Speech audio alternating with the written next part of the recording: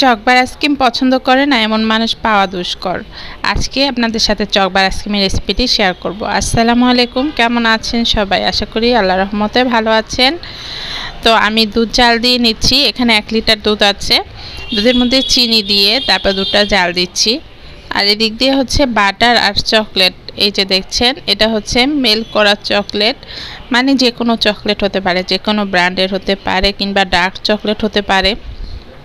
Butter দিয়ে chocolate একসাথে করে তারপর ওটাকে গালিয়ে নিতে হবে ডাবল বয়লারে। ডাবল বয়লার বলতে বোঝায় এটা গরম পানির উপরে আরেকটি বা গরম একটি চুলায় একটি পাতিল দিবেন, আর সে পাতিলের উপরে পানি দিয়ে তার উপরে একটি যে কোনো পাতিল বা বাটি দিয়ে দিবেন।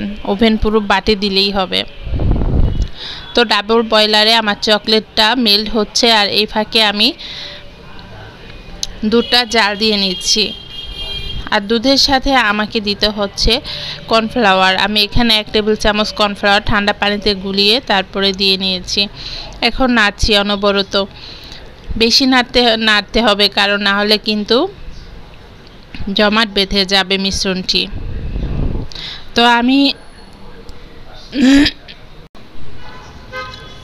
এই যে দেখছেন চকলেট আর মাখন, এটাকে ভালো করে মেল্ট করে নিচ্ছি। আর এদিকে হচ্ছে দুধ আর কর্নফ্লাওয়ারের মিশ্রণটা মোটামুটি ঘন করে, বেশি ঘন না। তারপরে হচ্ছে এই যে 1 টাইম কাপগুলোর মধ্যে দিয়ে দিয়েছি, আর উপর দিয়ে ফয়েল পেপার দিয়ে তারপরে আইসক্রিমের কাঠি লাগিয়ে দিয়ে তারপর ফ্রিজে রেখে দিচ্ছি 1 রাতের জন্য। তো বন্ধুরা, আমি যে চকলেট আর মাখন একসাথে ডাবল বয়লারে চুলায় দিয়েছি সেটা আপনাদের সাথে সে সম্পর্কে একটু বলবো। আইসক্রিমের যে টিপসটা আজকে আমি শেয়ার করছি, এই টিপসটা ম্যাক্সিমাম রেসিপিতেই নেই। কারণ হচ্ছে জানি না কী কারণে এটা শেয়ার করে না কারোর সাথে। তারা শুধু দেখায় যে চকলেটটাকে গরম করছে আর চকলেটটা এমনিতেই নরম হয়ে গেছে। আসলে কোনো চকলেটই এত নরম হয় না যদি আপনি মাখন না দেন। তো এখন মাখন দেওয়ার পরে কিন্তু এটা লিকুইডটা ভালো মতো হয়েছে। আর এটাকে আমি একটি গ্লাসের মধ্যে ঢেলে নিলাম। গ্লাসের মধ্যে ঢেলে নেওয়ার কারণ হচ্ছে এটাকে ঠান্ডা করতে হবে, বেশি ঠান্ডা না, যেমন ধরেন নর্মাল করতে হবে। লিকুইড থাকবে কিন্তু নর্মাল হয়ে যাবে, শক্ত হবে না। তো এটা হলো একদিন পরের কথা, যখন আমার আইসক্রিমটা হয়ে গেছে। আইসক্রিমটা বের করলাম। এখন একদিন পরে যখন সকালবেলা আইসক্রিম বের করলাম আর চকলেটের মধ্যে এইভাবে করে ঢুকিয়ে দিলাম, হয়ে গেল চকবার আইসক্রিম। বন্ধুরা, কত সহজে দেখলেন চকবার আইসক্রিম রেডি হয়ে গেল।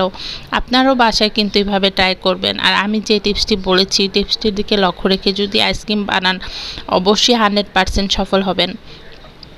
আমার টিপসটি কী সেটা তো আপনারা নিজেরাই বুঝতে পেরেছেন। মাখন আর চকলেট, যে কোনো চকলেট হোক, সেটাকে চুলায় ডাবল বয়লারে জাল দিয়ে তারপরে এটাকে ঠান্ডা করতে হবে। চকলেট ঠান্ডা থাকা অবস্থায় আপনি যদি আইসক্রিমটা দেন তাহলে এরকম কার্যকরী হবে।